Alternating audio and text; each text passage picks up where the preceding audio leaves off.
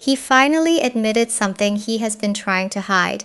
And in this symbolic story, the person he opened up to may have been his mother. Not because a card can predict a private conversation. It cannot. But this first symbol, the last quarter moon, mirrors a moment of reckoning, the point where someone can no longer carry the story forward without confronting what is unfinished. This is the energy of looking back and realizing that distance did not bring the peace you expected. He may have tried to convince himself that walking away was a decision.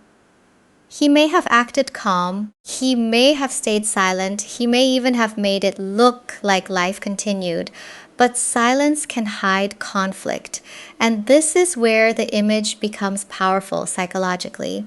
The last quarter moon represents release, reflection, and the uncomfortable space between what was and what comes next. It asks a person to examine what they are still holding on to.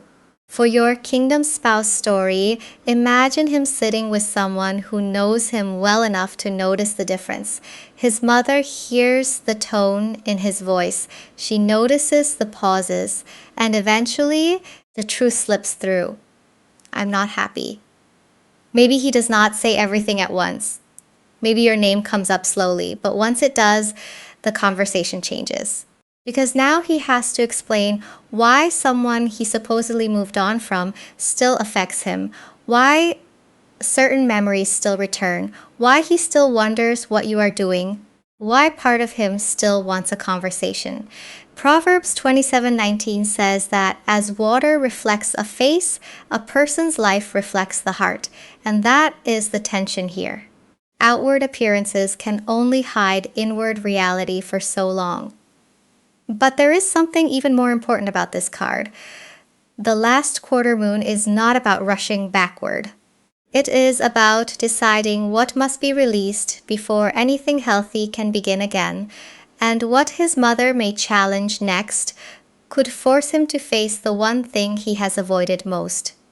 Whether pride, not peace, has been keeping him silent, and symbolically, this is where the star reverse becomes important. Not because it tells us what he said behind closed doors. It does not.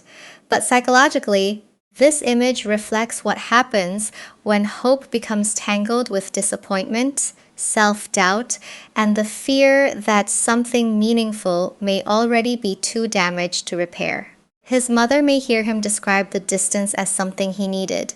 Space, time, a chance to clear his head. And then she may ask something simple. If the distance gave you peace, why are you still hurting? That question changes everything because suddenly he cannot hide behind the word space. He has to look at what the silence actually produced. Did it make him calmer? Or did it simply protect him from having a difficult conversation? Did he move forward? Or did he become better at pretending he had? The star upright is often associated symbolically with hope and renewal. Reversed, it can mirror the moment when a person loses confidence in the possibility of repairing what has been broken. And that may be where his pride entered, because reaching out would mean admitting that he misjudged the situation. It would mean admitting that staying silent did not make the feelings disappear. It might even mean acknowledging that some part of him expected you to be the one who eventually broke the silence. But you may not have, and now he is sitting with the consequences of that expectation. For a kingdom spouse connection, this matters. Reconciliation cannot be built only on missing someone. There has to be responsibility. He may have to recognize where fear made him withdraw, where ego made him wait, where self-protection made silence feel safer than honesty. James 4:6 says that God gives grace to the humble, and humility here is not humiliation. It is simply the willingness to stop defending a choice that is no longer producing peace. Imagine his mother seeing that before he does. She may not criticize him. She may simply refuse to help him romanticize his own silence. Because if he tells her he is miserable without you, eventually another question has to come. And this may be the question he least wants to answer. If losing you has affected him this deeply, why has he still not reached out? Because wanting to reach out and being ready to reach out are not always the same thing.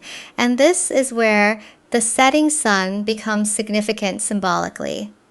Not as a prediction, but as an image of something slipping toward the horizon while a person is still deciding what to do. He may be afraid that too much time has passed, afraid that you are not standing where he left you emotionally, afraid that if he finally speaks, he will discover that you have changed. And maybe that is part of what his mother notices. He says he wants to talk, but then come the reasons. What if she doesn't want to hear from me? What if she's different now? What if I waited too long? The setting sun carries that psychological tension. There is still light, but there is also an awareness that the day cannot be held in place forever, and that may be what makes this harder for him. Because silence gave him control. As long as he did not contact you, he did not have to hear no. He did not have to explain himself. He did not have to face the possibility that you might ask questions he cannot answer with nostalgia. Why did you leave it like that? Why did you stay gone? What has actually changed? His mother may understand something he is only beginning to understand. The fact that he is afraid of your response may reveal that this conversation matters more to him than he wants to admit. If it meant nothing, rejection would not carry this much weight. But there may also be shame here, because speaking to you now would require him to look back at how things ended and acknowledge his part in it. Not simply, I miss you, but I understand something now that I refused to understand then. Ecclesiastes 3 reminds us that there is a time for silence and a time to speak. And psychologically, the question becomes whether his silence has already served its purpose. Because the conversation he wants may no longer be about returning to what existed before. It may be about finally telling the truth he avoided when he still had the chance to say it easily. And the setting sun brings one uncomfortable possibility into focus. Maybe he is not only afraid that you will reject him, maybe he is afraid that you will confirm something he already suspects. That the separation happened partly because he chose distance before giving honesty a real chance. And that may be the specific truth he is finally admitting to his mother. The silence was never proof that he stopped caring. It may have been proof that he was afraid to face what caring required. And that is where the Seven of Pentacles becomes important. Not because it guarantees that distance will lead back to you, but because symbolically, this card is about looking at what has been invested and asking whether the outcome matches what you expected. He may have believed leaving would simplify everything, less tension, less vulnerability, less emotional uncertainty. Maybe he thought that once enough time passed, the connection would lose its weight. But the Seven of Pentacles carries a different question. What happens when you step back from something and finally realize how much of yourself was already invested in it? That may be what he is confronting now.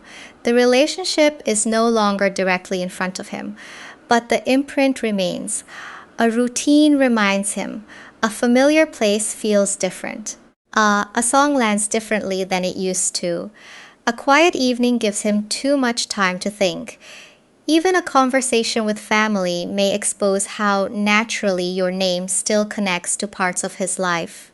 And his mother may notice that.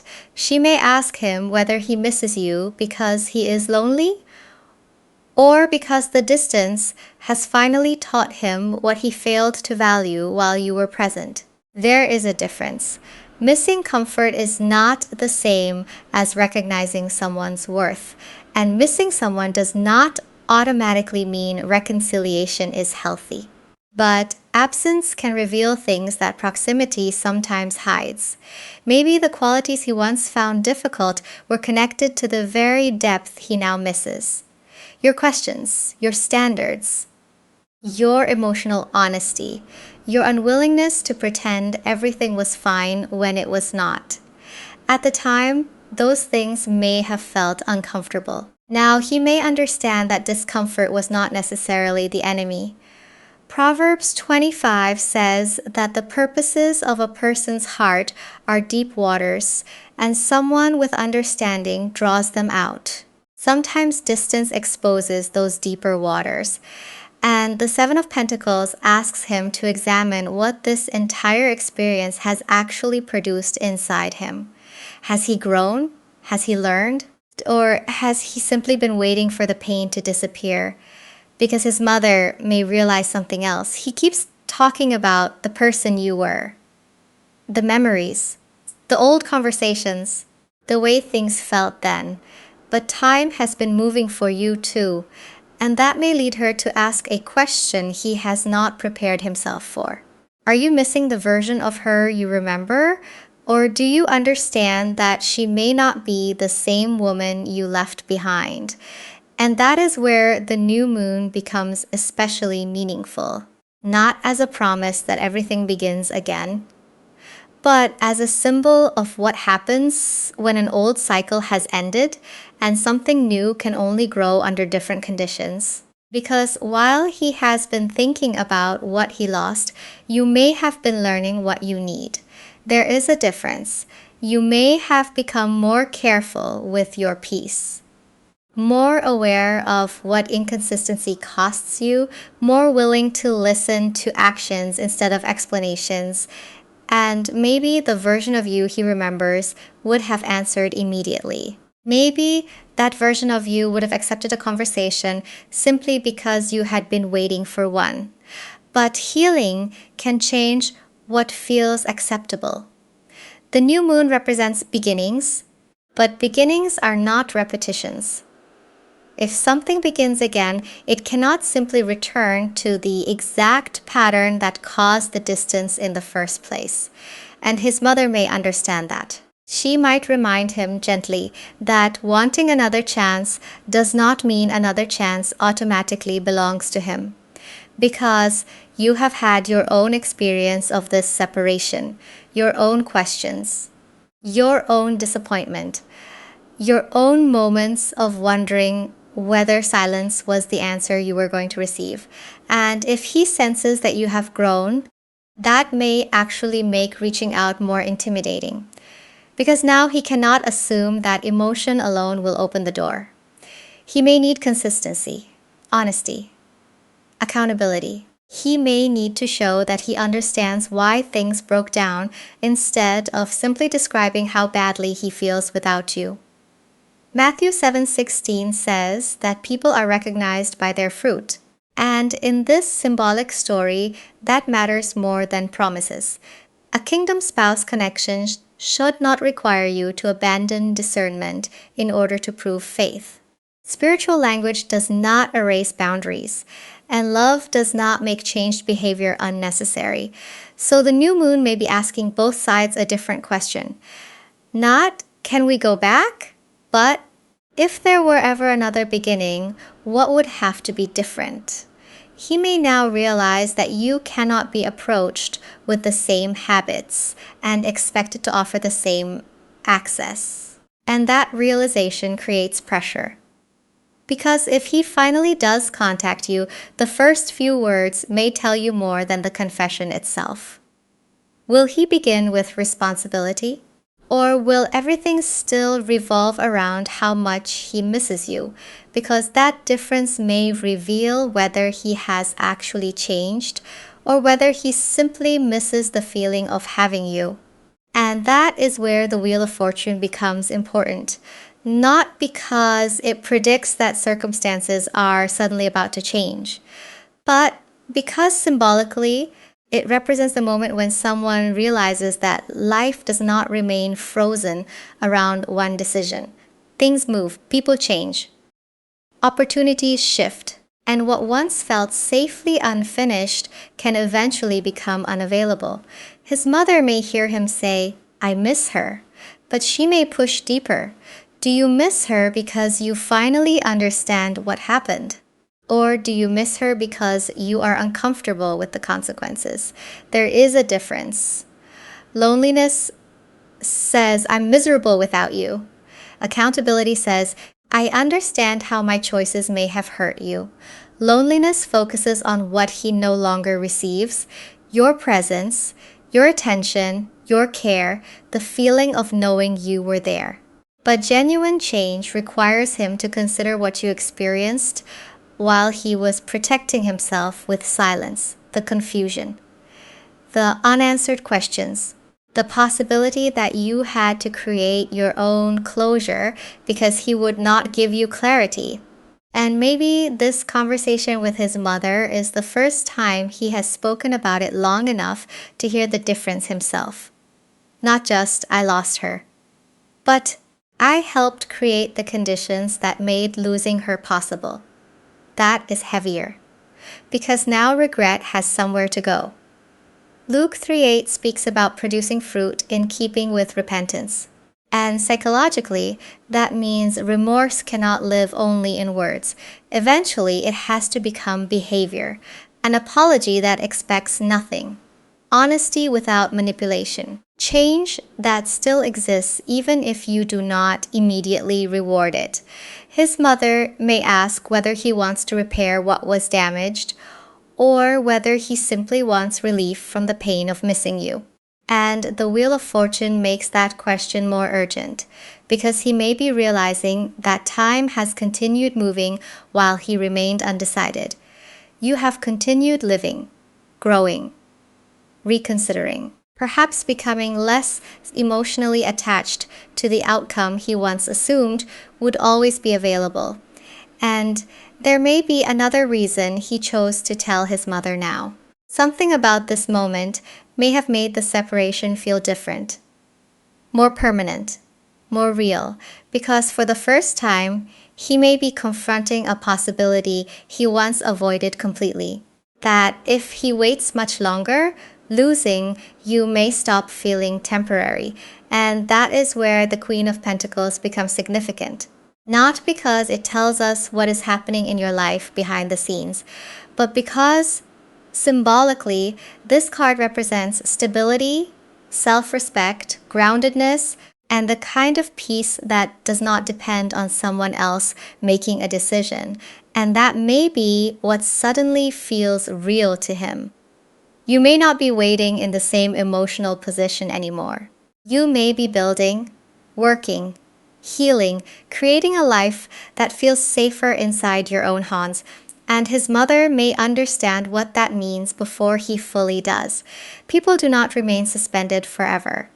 At some point, unanswered questions become less important. At some point, the person who kept hoping for clarity begins creating clarity for themselves. And that changes the emotional balance. Because missing you is one thing. Imagining you genuinely becoming okay without him is another. The Queen of Pentacles does not need to chase instability in order to prove that she cares. She values what is consistent, what is trustworthy, what can actually be built upon. And symbolically, he may now be confronting the possibility that you have started choosing those things for yourself. Maybe he assumed the door would remain where he left it, not necessarily because he wanted to hurt you, but because people sometimes confuse unfinished feelings with unlimited time. They think, "I'll deal with this later. I'll explain eventually. She knows how I feel." But does she? And how long can someone reasonably live inside an explanation that was never spoken? Ecclesiastes 3 says, "There is a season for every activity under heaven." That does not tell us when anything will happen. But it does remind us that seasons move. Love does not stop another person's growth, and regret does not place their life on hold. His mother may see the fear underneath everything he is saying now, not jealousy, not possession, something quieter, the realization that you may create a peaceful life in which his absence is no longer the central wound. And if that happens, the question changes. It is no longer, will she still be there when I'm ready? It becomes, what am I actually prepared to bring if I go back? Because talking about you with his mother can only take him so far. Eventually, emotion has to meet action. And maybe that fear finally pushes him toward the practical question he has avoided the entire time. He looks at her, he pauses, and symbolically, this may be where he finally asks, what would I even say to her now? And the Seven of Swords makes that question even more revealing, not because it tells us he has been deceptive in some literal, hidden way, but because symbolically this card can represent avoidance, indirectness, and the instinct to protect yourself by saying less than what is actually true. And that may be exactly what he can no longer afford to do. His mother may not give him a perfect opening line. She may say something much simpler. Tell her the truth, not the polished version. Not the version designed to make you feel sorry for him, not a vague message sent only to see whether you still respond. The truth. Maybe that means admitting, I was afraid. Maybe it means saying, I handled this badly. Maybe it means asking, would you be willing to talk? Those are only possibilities within the symbolic story. But notice what they all have in common. They require vulnerability. And the Seven of Swords can mirror the temptation to avoid exactly that. To circle around the subject, to send something casual, to pretend the conversation means less than it does. Because if he tells you plainly why he is reaching out, he loses something he has protected for a long time. Control. Once the truth is spoken, your response belongs to you. You may be warm. You may be cautious. You may need time. You may not want the conversation at all. And sincere communication has to leave room for every one of those possibilities. Ephesians 4:25 speaks about putting away falsehood and speaking truthfully. And psychologically, that means honesty cannot be used as a strategy to force a particular outcome. It has to be honest even when the outcome is uncertain. That may be what his mother is trying to help him understand. If he contacts you merely to test whether you still care, he is still hiding. If he reaches out but refuses to acknowledge what happened, he is still protecting himself. But if he can speak clearly without controlling your answer, then something has actually shifted. And maybe he is rehearsing that now. Not a dramatic speech. Just the words he should have been willing to say before. But before he makes that call, before he sends that message, his mother may give him one final realization, and it may be the hardest truth in this entire reading. And this is where the full moon reversed becomes the hardest symbol of all. Not because it predicts whether the two of you will reunite. It cannot. But psychologically, a full moon reversed can reflect emotions reaching their peak without producing the clarity someone expected. He may finally understand how much he feels, how much he regrets, how much he wants to speak, and still have to face one uncomfortable truth. Wanting you does not mean he is entitled to have you back. His mother may be the one who puts that into words. If you really care about her, can you respect whatever answer she gives you? That question is different from everything before it, because pride asks, how do I get her back? Fear asks, what if she says no? But love has to ask something harder. Can I tell the truth without demanding that she rescue me from the consequences? The full moon reversed carries that tension. Emotion without control. Longing without certainty.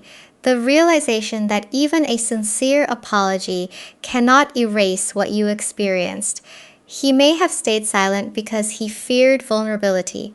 He may have waited because some part of him believed there would always be more time. He may now regret that, but your healing still belongs to you. Your boundaries still belong to you. Your decision still belongs to you.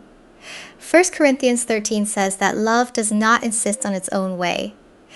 And in this kingdom spouse story, that may be the most important measure of all. Not obsession, not desperation, not how miserable someone claims to be without you, but whether they have become capable of loving with honesty, patience, humility, and responsibility. Maybe his mother asks him whether he wants you or whether he is finally prepared to love you well. And perhaps there is a long pause, because those are not the same thing. But strangely, accepting that may be what finally makes a real conversation possible. When he stops approaching you as the solution to his pain, he may finally be able to approach you as a person whose feelings matter too. And if contact does come, that becomes your question. Not simply, does he still love me? But something more important. What does his behavior reveal now? And how do you recognize genuine change without surrendering the peace you fought so hard to regain? And that is where the Nine of Pentacles becomes especially important, not because it promises that he will contact you, but because symbolically, this card reflects self-possession, discernment, and the ability to remain grounded even when emotions are complicated. And that may be your position now. If he reaches out, listen to more than the confession. Listen to what surrounds it. Does he speak clearly? Does he acknowledge what happened without rewriting it? Can he hear your experience without immediately defending his own? Can he respect a boundary without treating it as rejection? Because someone saying, "I have been miserable without you," may be emotionally powerful. But emotion is only the beginning. Consistency tells you more. Patience tells you more.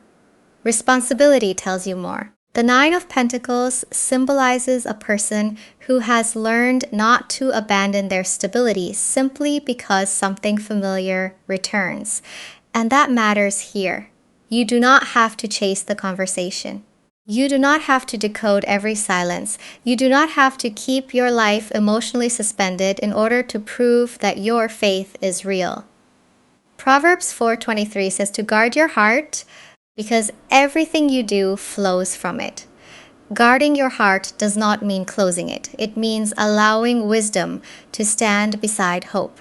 So if he comes forward, let his actions answer some of the questions his words cannot. Can he remain honest after the emotional moment passes? Can he tolerate rebuilding slowly? Can he accept that trust may require time? Can he demonstrate change when there is nothing immediate to gain from it? And if contact does not come, this symbolic story still gives you something important. Permission to release the need to know every thought he may be having privately. Because cards cannot confirm what someone said to his mother. They cannot guarantee a message, but they can offer a mirror for the emotional themes surrounding unfinished business, regret, reflection, and the desire to finally speak honestly. And maybe that is where this entire story has been leading. Not toward waiting harder, towards seeing more clearly. He may be confronting how deeply the separation affected him. He may be considering what an honest conversation would require. But your peace does not have to depend on whether he acts. And if that conversation ever does happen, the strongest sign will not be how intensely he says he missed you. It will be the truth he is willing to tell, the humility he is willing to carry, and the actions he is willing to sustain after the words are over.